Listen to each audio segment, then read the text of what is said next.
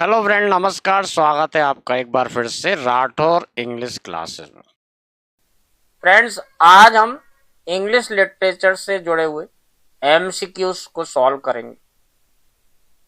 इसके पहले फ्रेंड हम 3 वीडियो ऑलरेडी देख चुके हैं एमसीक्यू के क्वेश्चन के आधार पे।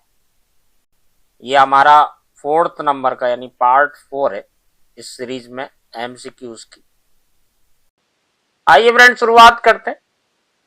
Very important MCQs from English literature, part 4। पहला क्वेश्चन है friend, the ballad of children in the wood was carved out in. आपको ध्यान होगा फ्रेंड, ड्रीम चिल्ड्रन अ रेवरी ये चार्ल्स लैम के द्वारा लिखी गई एक एजे है, जिसमें आपने देखा होगा कि एक कहानी बताई जाती है कि जंगल में रहने वाले बच्चों की एक बैलेड, एक गाथा गीत रहता है जिसे कार्व किया जाता है। तो ये चिमनी के ऊपर एक लकड़ी की बनी हुई, जो चिमनी के ऊपर एक कार्विंग रहती, वहां पर ये कहानी को कार्व किया होता है फ्रेंड। तो सही आंसर आएगा ए वाला। सेकंड नंबर देखिए friend, the grandmother's funeral was attended by. Grandmother का जो फ्यूनरल हुआ था, ये भी ड्रीम चिल्ड्रन से ही क्वेश्चन है फ्रेंड। वाज अटेंडेड बाय, तो इस एजे में आप देखेंगे फ्रेंड कि लिखा हुआ है lot of the poor and some of the gentry. बहुत सारे गरीब लोग जो आसपास के रहने वाले थे और कुछ जेंट्री भी उसमें आई थी, ये उसमें लिखा हुआ है। सही आंसर है ए। थर्ड नंबर देखिए friend, grand mother field was suffering from which disease. Grand mother field जो थी, ये कौन सी बीमारी से वे सफर कर रही थी, यानी कौन सी बीमारी हुई थी इनको। तो इन्हें कैंसर होता है फ्रेंड, और इस कैंसर की वजह से इनकी मृत्यु भी हो जाती है। ये फ्रेंड देखते हैं 4th number question, who could see the apparition of 2 infants. Friends, apparition ये एज हमने पढ़ा है, जिसका नाम था ड्रीम चिल्ड्रन आ रेवरी। इसमें ये बताया जाता है कि एपेरिशन मतलब होता है, देखिए, प्रेत या साया या भूत जो कहते हैं हम सामान्य भाषा में। ये कौन था जो 2 बच्चों के प्रेतों को देख सकता था। तो फ्रेंड, ये कहानी जब चार्ल्स लैम सुनाते हैं तो वो उसमें कहते हैं कि उनकी जो दादी थी मैरी फील्ड, वो अक्सर ये कहती थी कि उनके कमरे के पास में जो सीढ़ियां बनी है, वहां से वो 2 बच्चों के प्रेतों को यानी भूतों को देखती है नीचे उतरते हुए। हालांकि चार्ल्स लैम ये कहते हैं कि मैंने उन्हें कभी नहीं देखा, मैंने सुना जरूर था दादी से, लेकिन मैंने इस चीज को कभी नहीं देखा। सही आंसर आएगा फ्रेंड सी। आइए फ्रेंड 5th नंबर क्वेश्चन देखते हैं। What was the name used for the children in dream children. ये जो एजे था, ड्रीम चिल्ड्रन एजे में बच्चों का नाम क्या यूज किया गया है। फ्रेंड, आपको ध्यान होगा कि ये एजे हमने पढ़ा था और इसमें उन 2 बच्चों का नाम रहता है जॉन और एलिस।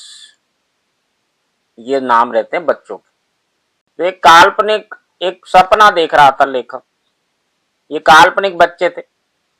जॉन लैम ये चार्ल्स लैम के बड़े भाई, उनके नाम पे ये बड़े बोला जाता है कि लड़का जो इसका नाम है जॉन, और लड़की जो छोटी रहती है उसका नाम रहता है एलिस। आइए फ्रेंड 6th नंबर क्वेश्चन देखते हैं। Here Alice spread her hands. ये जो लाइन कही जाती कि अब एलिस जो है अपने हाथों को फैलाती है, व्हाट डज इट मीन, इसका क्या मतलब। पहला दिया सी सोज बोरडम, वो बोर महसूस कर रही थी। दूसरा है फ्रेंड सी स्टार्टल्स, वह आश्चर्यचकित होती। सी सीम स्लीपी, उसे नींद आने लगती। सी शोज हर रिलक्टेंस, यानी वह अपनी अनिच्छा को दिखाती। इसका सही आंसर है फ्रेंड बी, सी स्टार्टल्स, वह एक आश्चर्य का भाव दिखलाती। जैसे कि वो जब बताता है चार्ल्स लैम की इतने सारे लोग वहां इकट्ठा हुए थे, उनके दादी के जब फ्यूनरल हुआ था, अंतिम संस्कार हुआ था, तो वह आश्चर्य का भाव दर्शाती है इस तरह से। आइए फ्रेंड देखते हैं 7 number question. What were the forbidden fruit. ये जो चार्ल्स लैम के द्वारा लिखा गया ड्रीम चिल्ड्रन आ रेवरी, इस एजे में फॉरबिडन फ्रूट किसको कहा गया। तो फ्रेंड ये रेड बेरीज एंड ऑरेंजेस इन्हें कहा गया फॉरबिडन फ्रूट, यानी इन्हें तोड़ने की मनाही थी। जिस गार्डन में इनका एक बड़ा सा मकान रहता है, जो दादी के मकान का ये यहाँ पे वर्णन करते हैं चार्ल्स लैम्ब, वहां पे बहुत बड़ा एक गार्डन रहता है, बगीचा रहता है, यहाँ बहुत तरह तरह के फल फूल ये सब लगे होते हैं। तो फॉरबिडन फ्रूट जो है friend red berries and oranges को बताया गया। 8 नंबर क्वेश्चन देखें, what are dash in the age A. ये जो एज ए ड्रीम चिल्ड्रन, इसमें डैश किस चीज को यूज किया गया फ्रेंड? डैश एक प्रकार की मछली बताई गई है, जो उस गार्डन में एक फिश पॉन्ड होता है बड़ा सा, वहां पे एक प्रकार की मछली रहती है जिसका नाम रहता है डैश। तो सही आंसर आएगा ए। व्हाट इज लेथे इन द एज ए। लेथे का क्या मतलब है एज ए में? फ्रेंड इसका आंसर आएगा C, a river in Hades that caused forgetfulness. एक स्वर्ग में एक काल्पनिक नदी की कल्पना की गई है, लेथे नाम की एक नदी रहती है जो फॉरगेटफुलनेस यानी भूल जाने की का उसमें जो एक गुण रहता है, उसका पानी जो पीता है वो अपने पास्ट को भूल जाता है। तो ऐसी आत्माएं जो दोबारा से जन्म लेने वाली होती, वो वहां का पानी पीती हैं ताकि वो पिछले जन्म को भूल जाए। तो एक काल्पनिक नदी है फ्रेंड लेथे। 10 नंबर क्वेश्चन देखिए friend, busy idle is an example of. तो ये फ्रेंड ऑक्सीमोरन जो है, ये लिटरेचर में जब इस तरह की बात की जाती है जो बिल्कुल ही कॉन्ट्राडिक्ट हो, एक दूसरे के विपरीत दो शब्दों का यूज किया जाता है, जैसे यहां कर रहे हैं बिजी यानी व्यस्त और आइडल यानी होता है निष्क्रिय, जस्ट अपोजिट दो वर्ड है। इस चीज को कहते हैं ऑक्सीमोरन। 11 नंबर देखिए friend, what kind of relationship had lamb with his brother. Lamb की अपने भाई से किस प्रकार के संबंध थे? तो बी वाला आंसर आएगा friend, he loved his brother. वो अपने भाई से बहुत ज्यादा प्रेम करता था, और उसकी जब मृत्यु हो जाती है तो बहुत ज्यादा वो दुखी होता है। जो उसके जाने का उसे बहुत ज्यादा दुख होता है। जॉन लैम्ब की मृत्यु जब हो जाती, ये चार्ल्स लैम्ब के लिए एक बहुत दुखद घटना थी, क्योंकि वो भाई से बहुत प्रेम करता था। आइए फ्रेंड 12 नंबर क्वेश्चन देखते हैं, who is Bridget in the lambs age A. Friend आपको ध्यान होगा ये वर्ड इस एज ए में आया है, खास तौर से एज ए का जब अंत होता है वहां पे चार्ल्स लैम्ब कहता है कि ब्रिजेट मेरे पास बैठी। तो ये फ्रेंड चार्ल्स लैम्ब की बहन, जिनका एक्चुअल नाम था मैरी लैम्ब, इनको इस नाम से संबोधित किया गया चार्ल्स लैम्ब के द्वारा। सही आंसर आएगा D. Was the best dancer in the lambs age A. सबसे अच्छी डांसर ये किसको कहा है चार्ल्स लैम्ब ने? तो ये मैरी फील्ड जो उनकी दादी है, उनके बारे में बताते हैं कि जब वो यंग हुआ करती थी तब वो बहुत अच्छा डांस करती थी, और दूर दूर तक लोग उन्हें जानते थे और तारीफ करते थे इस बात की। 14 नंबर देखें friend, he was so handsome and spirited a youth whom about the lamb say this। ये लाइन फ्रेंड किसके बारे में कही है चार्ल्स लैम्ब ने? तो ये उनके जो बड़ा भाई था जॉन, उसके बारे में उन्होंने कहा है कि वो इतने ज्यादा हैंडसम थे और इतने ऊर्जा से भरे हुए थे, घोड़े की सवारी करते थे। ये सारी बातें उन्होंने अपने भाई के बारे में कही। आइए फ्रेंड 15 नंबर क्वेश्चन देखते हैं, who was lamb footed initially. Lamb footed का मतलब है फ्रेंड लंगड़ा व्यक्ति, जिसके एक पैर में चोट लग जाती। तो लैम्ब फुटेड यानी जो लंगड़ा हो गया था, यानी एक पैर में जो इनको घाव हो गया था, एक पैर काट दिया गया था। ये एज ए में वर्णन किया है फ्रेंड चार्ल्स लैम्ब ने अपने बड़े भाई के बारे में। जॉन लैम्ब जो होते, इनके पैर में कोई तकलीफ हो जाती और उस पैर को काटना पड़ जाता। उसके बारे में उन्होंने बताया कि वो कितना दर्द और कष्ट से गुजरते हैं उस दौर में, और बहुत ज्यादा दुखी होते हैं वो अपने भाई के लिए, इस बात के लिए। आइए फ्रेंड 16 नंबर क्वेश्चन देखते हैं, Mary field was a housekeeper in the age A. Mary field कौन सी जगह हाउस कीपर का काम करती थी? तो इसका सही आंसर है फ्रेंड ए वाला, ये नॉरफॉक करके जगह थी जहां पे मैरी फील्ड एक बड़े से मकान में रहती थी और वो हाउस कीपर का काम करती थी। 17 नंबर देखें फ्रेंड, मुल्क राज आनंद वाज बॉर्न। मुल्क राज आनंद का जन्म कब हुआ था? तो 12 दिसंबर 1905 में पेशावर में इनका जन्म हुआ था। मुल्क राज आनंद फादर वाज, तो मुल्क राज आनंद जी के जो फादर थे वो फ्रेंड मिस्टर लालचंद थे, जो एक कॉपर स्मिथ एंड सोल्जर थे। कॉपर स्मिथ जो कॉपर तांबे के बर्तन बनाने का काम करते हैं। 19 नंबर देखिए फ्रेंड, मुल्क Raj Anand mother was.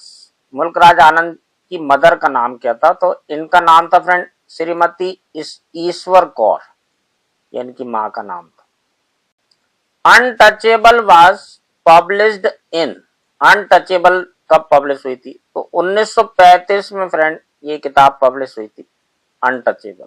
21 number देखें फ्रेंड, मुल्क राज आनंद वाज अवार्डेड, तो मुल्क राज आनंद जी को फ्रेंड पद्म भूषण का सम्मान दिया गया था। इन 1967 में इन्हें पद्म भूषण से सम्मानित किया गया था। मुल्क राज आनंद वाज गिवन साहित्य एकेडमी अवार्ड फॉर, तो इनकी एक रचना थी फ्रेंड जिसका नाम है द मॉर्निंग फेस, इसके लिए इन्हें साहित्य एकेडमी अवार्ड दिया गया था। आइए फ्रेंड देखते हैं 23 number question, which was the first novel of मुल्क राज आनंद। मुल्क राज आनंद जी का पहला उपन्यास कौन सा था? तो ये था फ्रेंड अनटचेबल। 24 नंबर देखिए फ्रेंड, मुल्क Raj Anand was married to. मुल्क राज आनंद की जो पहली शादी हुई थी फ्रेंड वही थी कैथलीन वैन जेल्डर, इनसे 1938 में शादी हुई थी। हालांकि ये शादी बाद में जाकर टूट जाती है और ये दूसरी शादी करते हैं एक पारसी महिला से। 25 नंबर देखें friend, where and when was Jane Austen born. Jane Austen का जन्म कब और कहां हुआ था? तो 16 दिसंबर 1775 को फ्रेंड स्टीवेंटन हैम्पशायर में एक जगह, वहां पर जैन ऑस्टिन का जन्म हुआ था, जिन्होंने प्राइड एंड प्रिजुडिस ये उपन्यास को लिखा था। सही आंसर आएगा ए वाला। आइए फ्रेंड अब देखते हैं 26 नंबर क्वेश्चन, कैसेंड्रा वाज। ये क्वेश्चन भी फ्रेंड जैन ऑस्टिन और प्राइड एंड प्रेजुडिस से आ रहे हैं, ये ज्यादातर क्वेश्चन आप देखेंगे। कैसेंड्रा कौन थी जैन ऑस्टिन की? तो फ्रेंड आपको ध्यान होगा कि हमने जैन ऑस्टिन की बायोग्राफी को देखा था। जैन ऑस्टिन की मां का नाम और उनकी एक बहन का नाम, दोनों का नाम ही कैसेंड्रा था। इसका सही आंसर आएगा फ्रेंड डी। जैन ऑस्टिन की मां का नाम फ्रेंड कैसेंड्रा ऑस्टिन, ये 1739 to 1827 रही। was a woman of ready wit and the daughter of a successful rector। ये इनकी मां थी जैन ऑस्टिन की। जैन ऑस्टिन की बहन का नाम भी कैसेंड्रा एलिजाबेथ ऑस्टिन था। ये जैन की बड़ी बहन थी और her closest life long companion, सारी जिंदगी इनके साथ में रही और सबसे ज्यादा इनकी जो है इनकी बहन कैसेंड्रा से ही इनकी बनती थी और ये दोनों बहनें हमेशा आजीवन साथ में रही। और देखें friend, how many siblings of Jain Austin. Jain Austin के कितने भाई बहन थे? तो टोटल ये 8 बच्चे थे फ्रेंड, यानी जैन ऑस्टिन के 6 भाई और 1 बहन थी, यानी टोटल मिलाकर 8 बहन भाई थे। Jain Austin father was, Jane Austin के पिता कौन थे या क्या करते थे? तो ये एक रेक्टर थे फ्रेंड स्टीवेंटन में। ये चर्च में कई तरह के पद होते हैं, उस तरह के एक पद पे एक क्लर्जी के रूप में काम करते थे। तो सही आंसर है A. After retirement from the ministry Jane's family moved to. जो मिनिस्ट्री होती है फ्रेंड, जो चर्च में बहुत तरह के पद होते हैं, उनसे रिटायरमेंट के बाद जैन का परिवार कहाँ चला गया था? तो ये बात करके एक जगह है फ्रेंड, ये वहां पर चले गए थे इनका पूरा परिवार।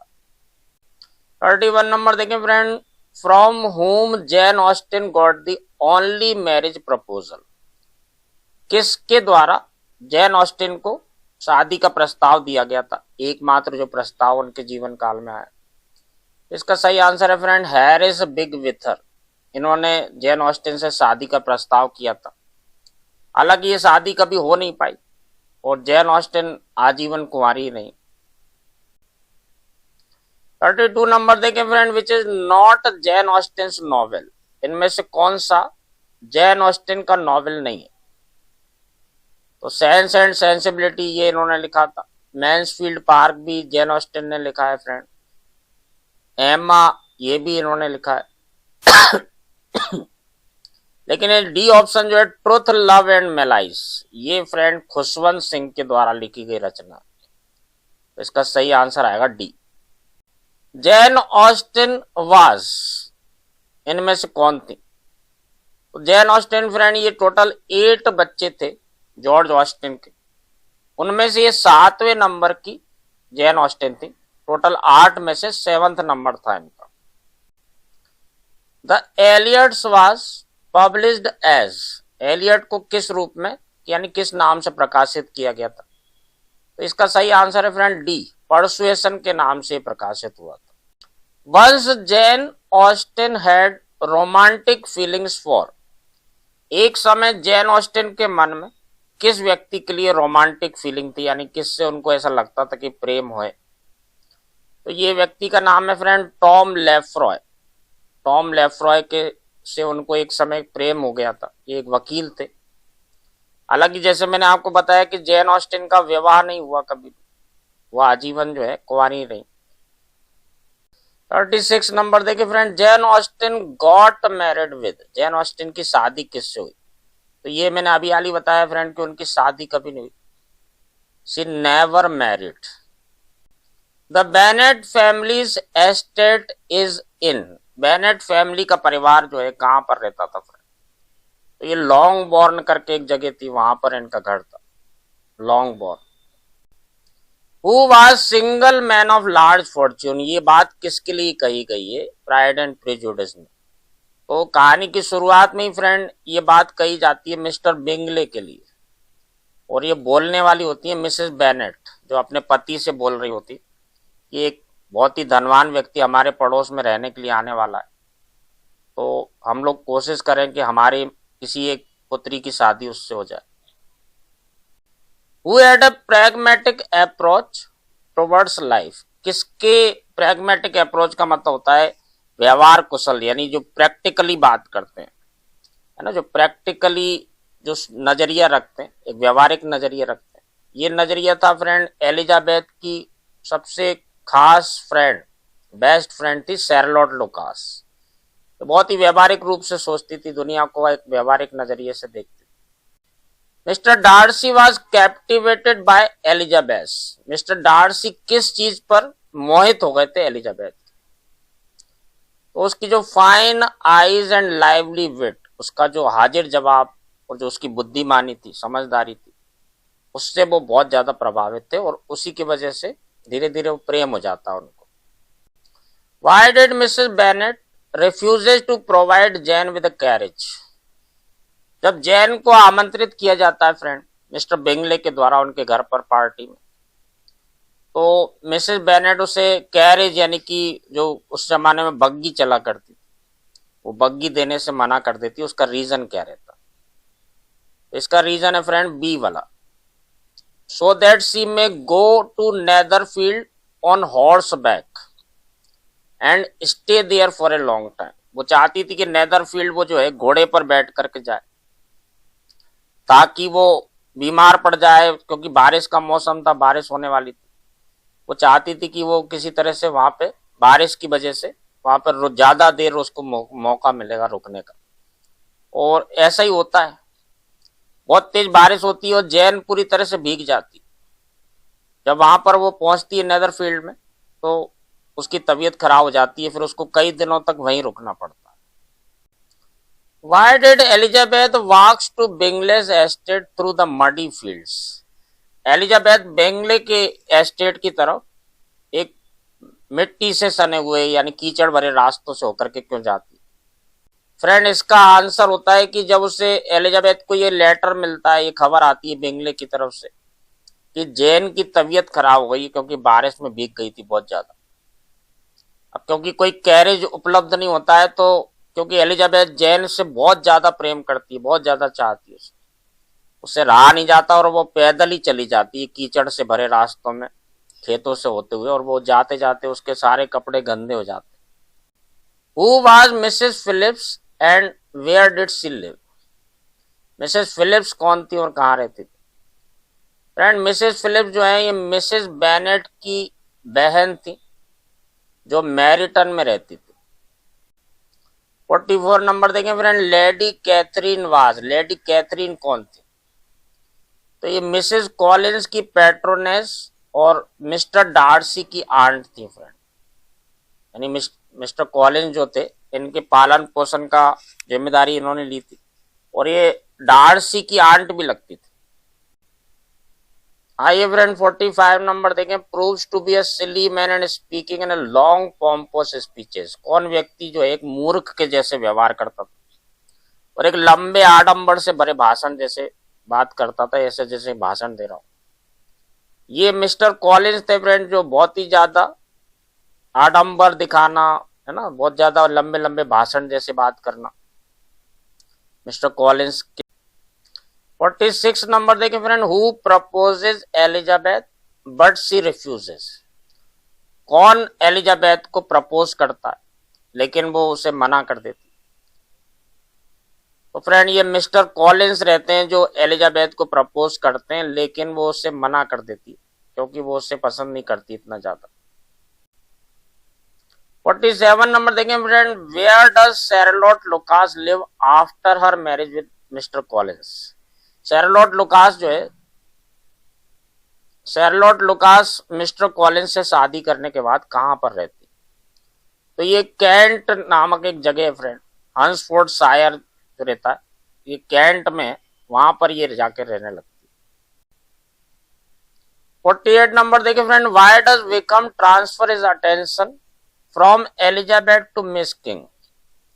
विकम जो एलिजाबेथ के पीछे पड़ा रहता है एक समय, उसे कोशिश करता है उससे प्रेम करने की या उसे अपने प्रेम के जाल में फंसाने की, लेकिन अचानक से वो मिस किंग की तरफ उसका ध्यान क्यों चला जाता है? इसका आंसर है फ्रेंड, मिस किंग जो रहती है इन्हें अचानक से 10,000 पाउंड की विरासत में पैसा मिल जाता है, और विकम एक लालची व्यक्ति होता है, वो तुरंत एलिजाबेथ को छोड़ करके मिस किंग के साथ चला जाता है।